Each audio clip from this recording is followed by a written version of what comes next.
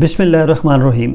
قرآن حکیم سورہ الفجر میں زندگی کی حقیقت یہ بتاتا ہے کہ جو شخص حالات کا منفی جواب دے ناکامی اس کا مقدر ہے، اور جو شخص حالات کا مثبت جواب دے کامیابی اس کے قدم چومتی ہے۔ سورہ الفجر کی آیت نمبر 27 سے 28 میں اللہ تعالیٰ فرماتے ہیں، یا ایھا النفس المطمئنہ ارجعی الی ربک راضیۃ مرضیۃ، چل اپنے رب کی طرف، تو اس سے راضی، وہ تجھ سے راضی، فادخلی فی عبادی، اور شامل ہو جا میرے بندوں میں، ادخلی جنتی، اور داخل ہو میری جنت میں۔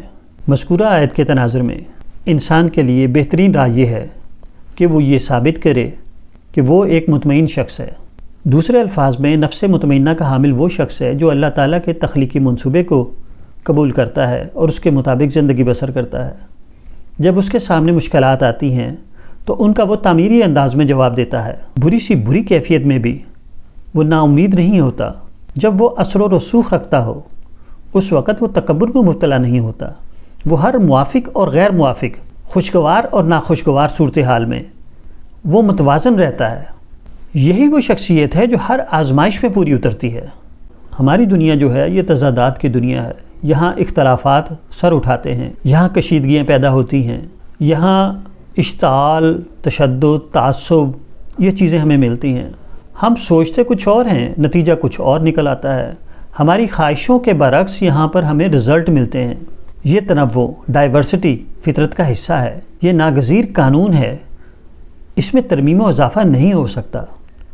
کوئی بھی شخص ایسا نہیں ہے جس کو زندگی کے نشیب و فراز سے واسطہ نہ پڑا ہو، چاہے وہ کسی غریب کے جھونپڑے میں پیدا ہو یا کسی امیر کے محل میں۔ ہر شخص کو تلخ و شیریں حالات سے گزرنا پڑتا ہے۔ ایسے حالات میں ہم اس دنیا کو بدل نہیں سکتے۔ ہمیں اس دنیا کو جیسے ہے ویسے ہی قبول کرنا ہے۔ ضرورت اس امر کی ہے کہ ہمیں ان حالات کو بطور چیلنج قبول کرنا چاہیے۔ جہاں مشکلات آئیں ان کی چول بٹھانی ہمیں آ جائے۔ جو شخص اس فن کو جان لے کہ غیر متوقع صورتحال میں بھی موافقت تلاش کرنی ہے، مسائل کو حل کرنا ہے، وہ شخص نفس مطمئنہ کا حامل ہوتا ہے۔ اسے ہم کہہ سکتے ہیں کہ یہ کمپلیکس فری سول رکھتا ہے۔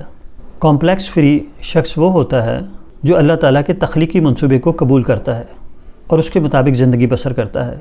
اس کے جواب میں اللہ تعالیٰ اس کو اخروی زندگی میں جنت عطا فرمائیں گے۔ ایسا نہیں ہوتا جو نفس مطمئنہ کا حامل ہو اسے کبھی تلخی ایام سے واسطہ نہ پڑا ہو۔ وہ بھی درد و الم سے اسی طرح گزرتا ہے جس طرح معاشرے کا عام آدمی گزرتا ہے۔ اسے بھی کامیابی غیر ہموار اور دشوار راستوں سے گزر کر ملتی ہے جس طرح سماج میں کسی بھی دوسرے شخص کو ملتی ہے۔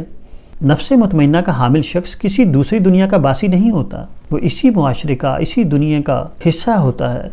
اس کی زندگی کے تانے بانے بھی اسی طرح الجھے ہوتے ہیں جس طرح عام آدمی کو الجھے ہوتے ہیں۔ فرق صرف یہ ہے جب اس کی راہ میں رکاوٹیں آتی ہیں تو وہ ان رکاوٹوں کو دور کرنے کا ہنر جانتا ہے۔ جب مشکلات پیش آتی ہیں تو وہ شکایت کا انبار نہیں لگاتا بلکہ انہیں حل کرتا ہے۔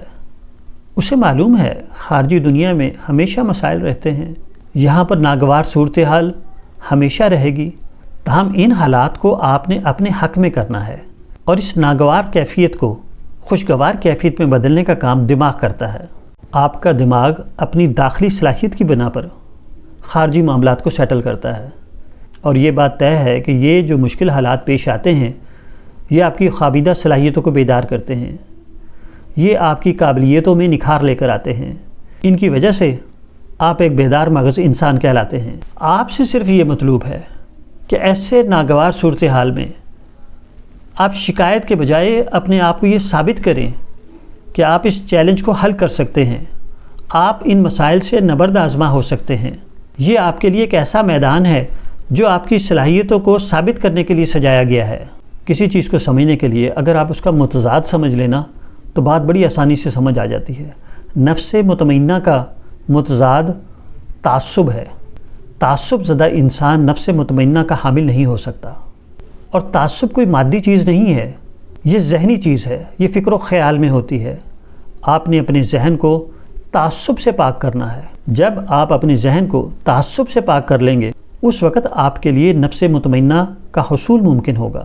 قرآن حکیم کے مطابق نفس مطمئنہ ایک بہترین کیفیت اور اس کو اسی صورت میں حاصل کیا جا سکتا ہے کہ آپ ہمیشہ مثبت ذہن رہیں، اپنے ذہن کو کسی قیمت پر تعصب کے دائرے میں داخل نہ ہونے دیں، ہمیشہ تعمیری انداز میں سوچیں۔